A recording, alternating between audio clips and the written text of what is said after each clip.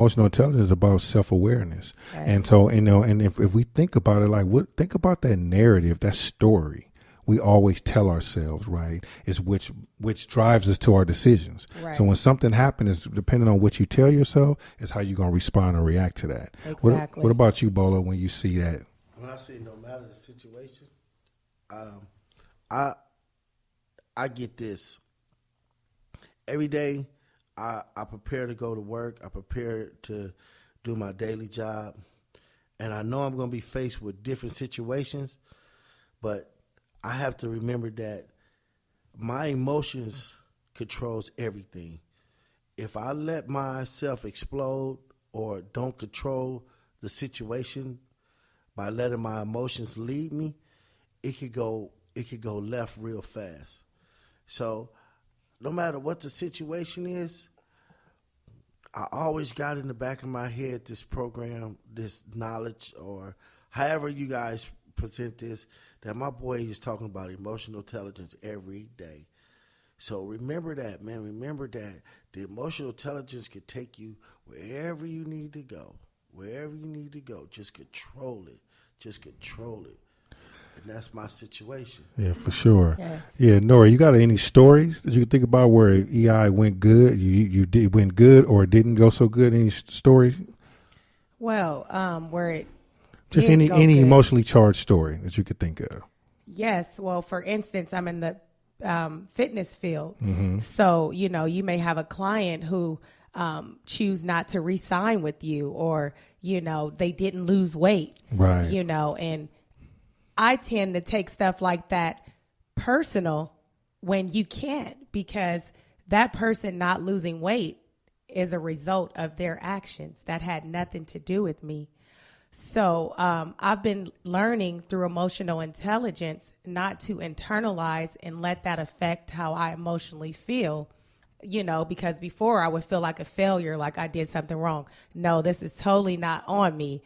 This is that person's result from their actions. So emotional intelligence has helped me put that in perspective. People have blamed you for not losing weight. No, but me being hard on myself, I Okay. may take that, but some people could blame their trainers, like, oh, it's the trainer's fault. No, you didn't eat how you were supposed to eat. Right. You didn't do the work outside of, our workouts. So it's other key factors that plays in the end result. So emotional intelligence has helped me in that way.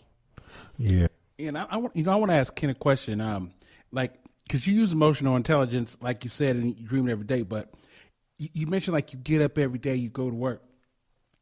There was a time where the work used to come a little bit easier for you.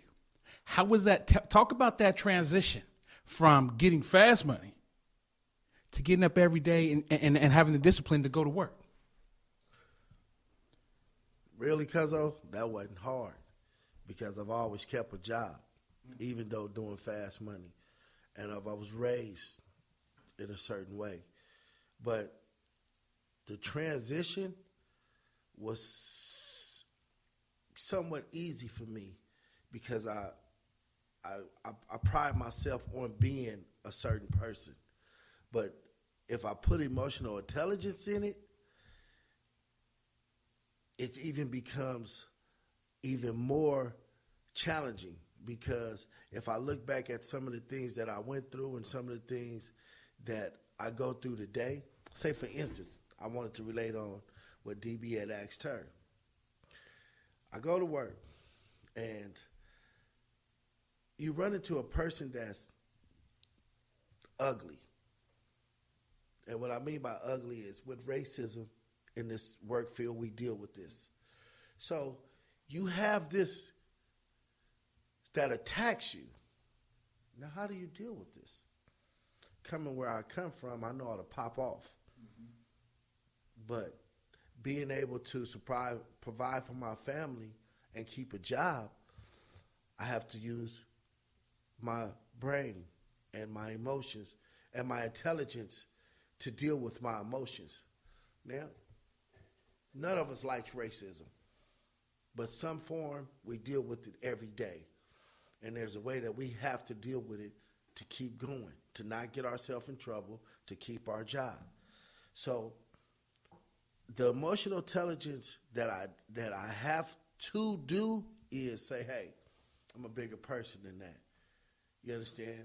All right. Let them be ignorant to that point. But my intelligence are not gonna let my bad emotions take control of the situation. My good intelligence is gonna be, you're smarter than that. You know what this is. Mm-hmm. You know you've been through this. You see this. So deal with it accordingly. Yeah, that's good stuff. And tell me about, like, so I always think about, like, how hard is it as adults, especially knowing where we come from. And for those that's listening in our audience, when you keep hearing about where we come from, we're at the table with a circle of folks that grew up in Oakland during a time where we were part of the problem, you know, in one way or another. And we all grown and with our own right, you know, Nore as a young female, you know, growing up in Brookfield, the concrete jungle, you know, Joe the Boss, Mr. Ken Wilson over here, who we all look to as a leader coming up. There is no second guessing that. Go back to the history pages, you know, you talk about Jungle Boys, you talk about being in a flatland, you know, you got to run things through Bolo. Right, period. And if you didn't run it through him, there was going to be some problems, right? And, you know, and so he had to assume a leadership position over a bunch of gentlemen who was acting like hyenas and wolves at the time. You know what I mean? Because we were quick to, you know what I mean, to be unemotionally intelligent and choose to respond to things negatively. And quite honestly, I think we might have got a kick out of it for one thing dealing with emotional intelligence is, one day I'm on the turf, on the set or whatever y'all want to call it, and this guy takes off, comes back, his shirt is ripped. I say, man, DB, where you been? Oh, Lord. And over there, I had to go handle my business. I said, wait a minute. You had to go do what? Yeah, well, I said, man, don't you ever do that. Ever. I said, you let me know or you let somebody know what the problem is, and we rock together. Which situation was that? This was when he went to Stone City. Tell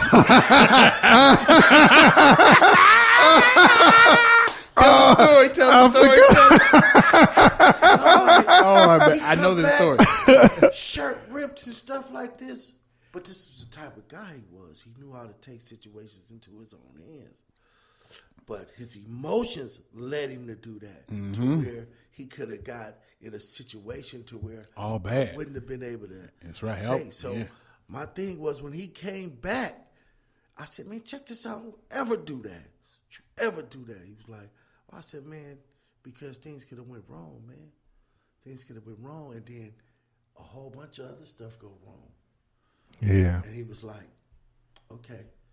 But now that we sit at this table, and now that we know about emotional intelligence and that he's learned that, he can see, I know that this is how he learned emotional intelligence dealing, because he would take his emotions and sometimes he would do some things that would just... You really just go do that? You ain't letting you just up and gone and out because you feeling this way, but it's all emotions. You know, we do a lot of things based on our emotions. Yes. Yeah. And it was just, I mean, that's crazy, Kings. I know we got 1,000 stories and real quick. I mean, that was a situation where I'm hustling out my daddy in the house. My daughter Jasmine, she's a baby, right? She's in a car seat baby.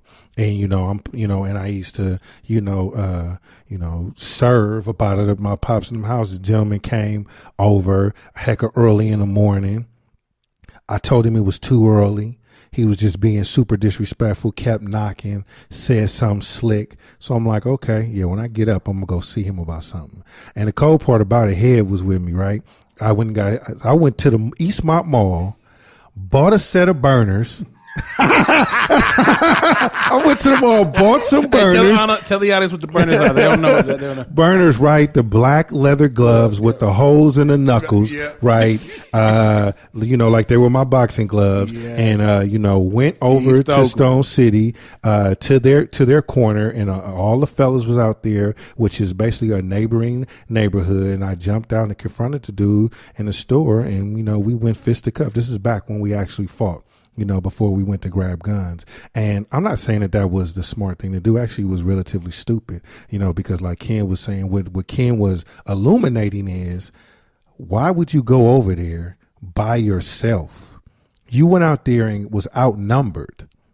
I think lucky for me, I had built relationships, right, with those guys over there where they just let me and him have that one-on-one fight, right? But it could have went the other way. And then so here's the EI piece of it. So not only am I all in my feelings, right, and took matters to my own hand, I jeopardized all of my homies' lives, right? Because I could have brought, because all they see is the DB from Brookfield came over here and did that. So when they come to retaliate, everybody that I hang with in Brookfield was subject to that retaliation, which is what a lot of our young people don't take into consideration these days, right? Or young adults, right? They go do stuff and don't understand the impact that it's having on each other, So we want to be mindful of the city. And that's just an old story. And today, I would not do something like that. And not that I'm not capable, not that I don't feel like it.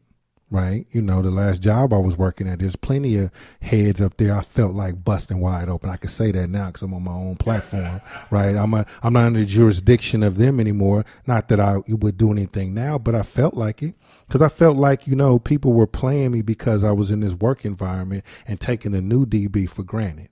And me and a lot of my homies have had conversations about that, me having to rise above the negativity, and so that's another reason why I chose to make this platform, because it's making me a better person every day. And I see that my folks around me are growing in their space, and I want everybody else to know, right, how important this is. And that's why we're talking about it. And so, Nore, you were talking about your clients, and the work that you do, but how does that make you feel when people are not valuing your time, or you give them specific blueprints to help them and they disregard that? Like, how does that make you feel, though? It makes me feel sometimes uneasy. It could make you feel like you might be in the wrong profession, but then you have to go back and check yourself. And that's what I do time and time again, because I know that this is my calling. Yeah. So I'm just using that as the fuel to keep pushing and, keep inspiring others, because I know that fitness changed my life. It can definitely change the next person's. Yeah. And the other part of, the emotional intelligence, one of our skill sets that we use, and is drawn from the 4 agreements, is about never taking anything personally, even when it feels personal. Think about when you take something personal, where that takes you. You know what I mean? As an individual, right? Very challenging, but when you master doing it, right? When you can remove yourself from it, because most of the time when people are in front of you, it's a reflection of them and not you. Yes. Right. And so if you're listening and you're trying to pick up on some of the nuggets, today's nuggets, number 1 is never let your emotions overpower your intelligence. And the other one is never take anything personal. Now, I know there's people out there and they'll try to make every situation. I was on my social media the other day. I was on KBLX and I was going back down through the timeline because we was on their Facebook page, and there was people on there being a little cynical about emotional intelligence. And the lady said, how am I supposed to exercise emotional intelligence when I had 5 deaths this year? Tell me how to deal with that. And the reality of it is, those deaths were not personal to you. See, death becomes hard to deal with because we personalize it. Like somehow, you know what I mean? Like it's something against us. But death is a trip that we're all going to take. Right. Yep. And so you promised. That's a promise. And so you want to live your best life. Right. And when it does happen, of course, you're going to be hurt because you're going to miss the person. Right. But what you want to make sure you do is move into acceptance. And what I tried to share with the lady is that death, is not a personal thing towards you. That person time was up and it's time for us to make sure we celebrate before our time is up. You know what I mean? So, go ahead and take a moment to tell us about your business. How can they reach you? How can people get in contact with you, Nore, about what you do in your business? You can follow me on Facebook, Nore Pink, norefitlife.com. You can find me there or email me at norefitness@